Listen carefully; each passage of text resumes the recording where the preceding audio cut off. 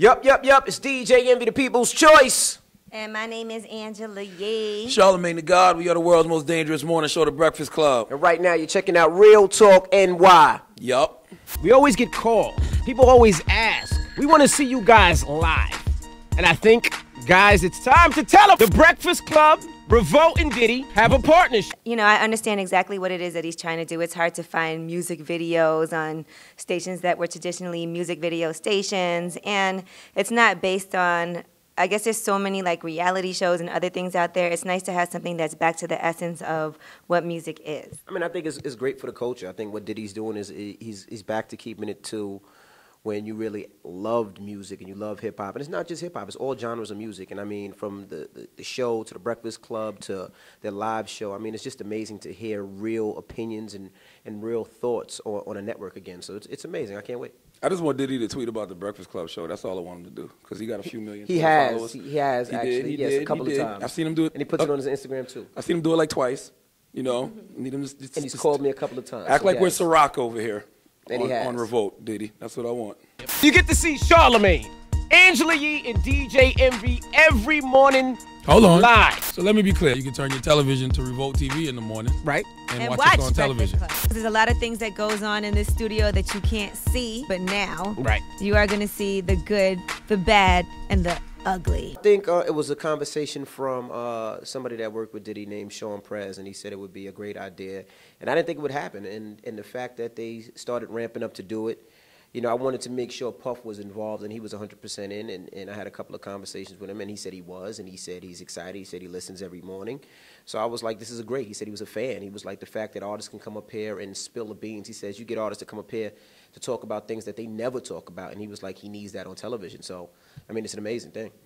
I reached out to Mason the Locks, and they was like, hell no, don't sign to Diddy. But I think we'll be okay. No, I think Envy didn't think it was really going to happen, but it'll be interesting. I mean, the first thing I thought was, now we got to go to work and not be in our pajamas and stuff like that, and Charlamagne has to shower, Envy's got to wipe the crust out of his eyes. But, you know, I think it's going to be a great thing. I feel like, you know, they've done shows before that's been a radio show on television, but never like this, that's like live, real time, and it's basically like, we do a lot of rumors, we do the news, we do interviews, all of those things, you know, Donkey of the Day, all of that live every morning. I think it's just kind of an unprecedented thing. No, everything is the same. What you got before is what you're going to get. The only difference is I won't be walking around in my boxer shorts. And, you know, I don't know why not. If that makes you feel comfortable, you should do it. That's right. I don't need the world to see me in my boxer briefs. I'm pretty good. Stuff like that is what makes the Breakfast Club the Breakfast Club. That's what makes us comfortable in the studio to deliver the content that we deliver, you know? Everybody sees Envy's boxers all the time anyway because he wears his pants so low that they show. Been wearing the same red underwear since I have a different pair of red underwear, and for your information, Calvin Klein, the top is always red in all of them. Just telling you. I was very nervous. I mean, I've been working at Power before they came, and Charlamagne was fired 3 times before. And Four. And Angela Yee has a mouth like a sailor. So I was like, we probably will be on the air for 3 months before she curses and he says something, we'll be on our ass. But we had a great... Sir, how do you know what a sailor's mouth feels like? See, they take nothing serious. No, but I'm going to tell you, every day that we come to work and our key cards aren't working for whatever reason, we think we got fired. So sometimes the system's not working and we're like, damn, we got fired. But I think, you know, it has somehow miraculously worked out. It's 3 strong personalities in a room together. And everybody kept saying, there's never been a show before where there's not one lead person and the rest is just a cast. This is the first time it's been like 3 people that are very strong on a morning show. So it's been working. And it's difficult working with 2 females, you know, but I think the biggest thing that we do is we acknowledge that we don't get along. We really don't like each other, and we don't like hide that fact. So it makes for good radio. He's a big black bully, you know, and he hates light-skinned guys. Me and Drake he hates. Of course. You see people trying to jump me outside the radio station, and, you know, people try to fight me when they see me. Sometimes, not all the time, just a couple situations.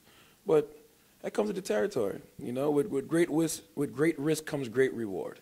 I even get backlash from Donkey today, and I didn't even say it. You know, I go places, people ice grill me, people be mad at me, and, you know, it is what it is. Could you be surprised, though? Some people want to be Donkey today, though.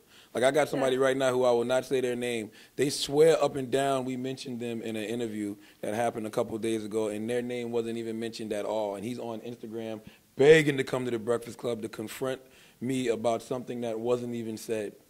So, you know, I just think they want that exposure, I guess. I like hip hop. I like the artistry right now, you know. I like what hip hop is right now. I think it's a lot of artists that are living their truth, and you know, they're not out here trying to be thugs and trying to be gangsters. They're just truly being themselves, whether it's Kendrick Lamar or Wale or J. Cole or Mac Miller, whoever. They're just truly being themselves. I love what hip hop is right now. I think it's very balanced. I think every region is being represented the right way. And if you don't like hip hop right now, you're probably just an old school New Yorker who still loves boot camp click and you wear construction jean shorts and Timberlands in the summertime. I agree, and I think it's interesting to me to see all the ways that people are trying to market themselves. It is a lot harder now to be, I think it's a double-edged sword. You know, there's so much going on, it's so oversaturated, so you have to really distinguish yourself. And at the same time, though, it's not necessary for you to have a whole lot of money in order to be marketed well because of all the avenues that we have for exposure. So that's the good thing about it, is that it's not like you need $1 million and a huge budget for people to see you and hear your music. But on the other side of things, it's so oversaturated that you really have to stand out. And I like to see people doing different things, like Nipsey Hussle. I like Wu-Tang is putting out, you know, one copy of their album. That's kind of ridiculous, though, Wu-Tang. But I mean, I think it's, you know, it's just different marketing things that people are doing. We're going to see what works, what doesn't. It's very creative. I think what Kanye did to promote his Yeezus album, just everybody's having to come up with new ideas and different ways to be creative. Yeah, I agree. I mean, I love where hip-hop is, and not necessarily because of the music. I mean, some of the music is great, some of the music is not. But I just love the fact that people are making money. I mean, you look at people who came out in the 70s and 80s and 90s, and they're dead broke right now, and they had hit records. And they have to do certain things to try to, you know, keep their lifestyle going. And you got people who are producing their own stuff. You have people that are, you know, signed independently who are getting $7, $8 an album, and they're making money. And anything to keep people out of jumping over my fence and breaking into my house, I'm happy for. So I want people to make money. And I love the fact that even like Revolt TV is giving people, especially people in different genres that love different genres of music, a job. It's amazing. When Jay-Z comes, when Kanye comes, when any artist that touches this mic goes on this air, Envy. All right, my guy. you will get to see it live. Thank you to Revolt TV, everybody who made this possible. Each and every morning, starting in March, you will get to see The Breakfast Club live on Revolt TV. Revolt TV! We won't stop. Special delivery.